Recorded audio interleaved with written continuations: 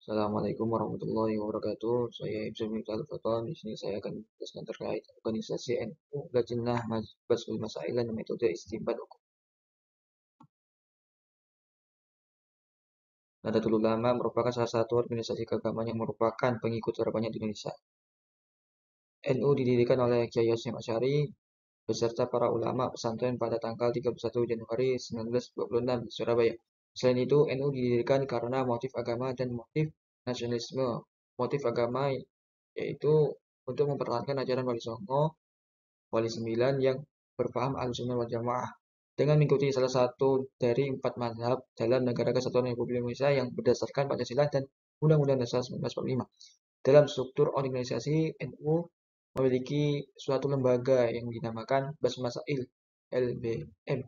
Tugas LBM di sini yaitu menghimpun, membahas, dan memecahkan masalah-masalah yang menuntut kepastian hukum. Basmail Masail secara harfiah berarti pembahasan yang berkaitan masalah-masalah yang berfungsi sebagai forum resmi untuk membicarakan al-masail al-diniyah, masalah-masalah keagamaan, terutama berkaitan dengan al-masail al-fiqhiyah, masalah-masalah fikih. Dari perspektif ini, al-masail al-fiqhiyah termasuk masalah-masalah yang khilafiyah atau kontroversial, karena jawabannya bisa berbeda pendapat. Secara keseluruhan, LBM NU berada di bawah pengawasan Syuriah NU. Syuriah merupakan struktur tertinggi di NU dan membawahi Tahfidziyah NU, lembaga pelaksanaan harian, dan lembaga-lembaga lainnya. Karena itu, secara otomatis ulama yang terlibat dalam LBM, lembaga Basmail Masail, adalah mereka yang secara organisatoris duduk di jalan Syuriah. Melihat posisi Syuriah yang cukup menentukan ini, keputusan-keputusan dalam Basmail Masail mestinya mempunyai kekuatan yang cukup untuk dijalankan oleh Majelis Tahfidziyah. Kegiatan Basmail Masail kerap dilakukan di tingkat pusat, sedangkan di tingkat wilayah hanya sering dilakukan oleh wilayah-wilayah tertentu seperti Jawa Timur, Jawa Barat, Jogja, dan Jawa Tengah. Proses pengambilan hukum dalam Basmail Masail dilakukan secara jamaah kolektif. Mekanismenya yaitu dilakukan dengan menginventarisir persoalan terlebih dahulu, kemudian disosialisasikan kepada anggota Syuriah.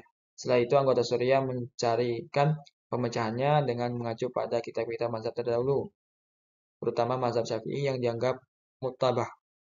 Kemudian baru mengajukannya pada perdebatan Basmail Masail di tingkat pusat.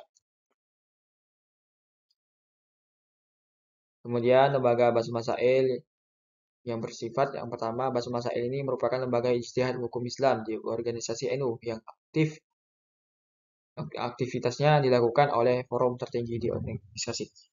Yang kedua, kerja Basmail Masail dilakukan secara kolektif sehingga usaha yang dilakukan olehnya merupakan bentuk ijtihad jamaah. Yang ketiga yaitu karena Basmail Masail dilakukan oleh lembaga tertinggi organisasi, maka secara ideal semua keputusan yang diambil mempunyai kekuatan untuk dilaksanakannya oleh lembaga di bawahnya yaitu Tahfidziyah. Oleh itu, keputusan Basmail Masail ini dianggap kuat dan hendaknya dilakukan oleh semua kader NU.